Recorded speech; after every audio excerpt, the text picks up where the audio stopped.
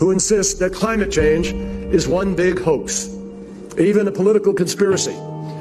My friends, these people are so out of touch with science that they believe rising sea levels don't matter because in their view the extra water is just going to spill out over the sides of a flat earth. They're wrong, obviously.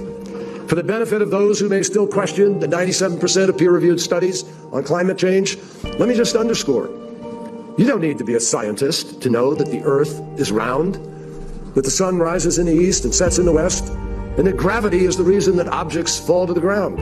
You could pick 100 different examples of simple things that happen every day that reflect science and determinations of science. And you don't need to be a scientist. And we need, as responsible leaders, to take account of science, not some cockamamie ideological hypothetical, but science. And we need to make clear that those members of the Flat Earth Society are on the wrong side of history. We are going to make Paris the demarcation point where we begin to get the job done to save the planet, period. Nobody has a monopoly on what is a very hard problem, but I don't have much patience for anyone who denies that this challenge is real. We don't have time for a meeting of the Flat Earth Society. And we've heard this kind of thinking before. Let me tell you something. If some of these folks were around when Columbus set sail, they must have been founding members of the Flat Earth Society. They would not have believed that the world was round.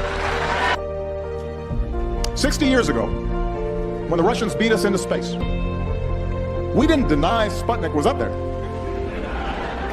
We didn't argue about the science or shrink our research and development budget. We built a space program almost overnight, and 12 years later, we were walking on the moon.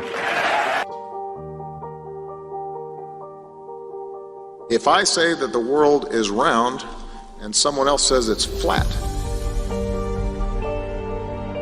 that's worth reporting.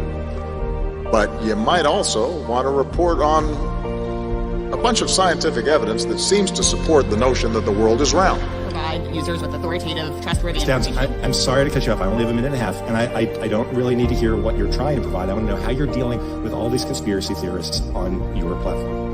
So the first way is by demoting low-quality content and promoting more authoritative content, and the second is by providing more transparency for users. So we're introducing boxes that provide factual information at the top of results that have shown themselves to turn up a lot of information that is counterfactual, such as searching for the Earth is flat on YouTube, where you see a lot of... Your response is to put a box saying, nope, the Earth is not flat.